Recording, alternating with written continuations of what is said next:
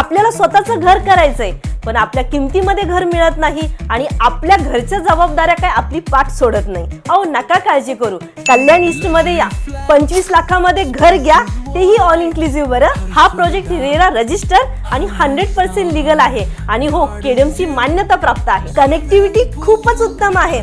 सूचक नाका, चक्की नाका, upcoming metro station, Dombivli station आणि कल्याण स्टेशन अगदीच जवळ आहेत। चला पाहूया सॅम्पल फ्लॅट।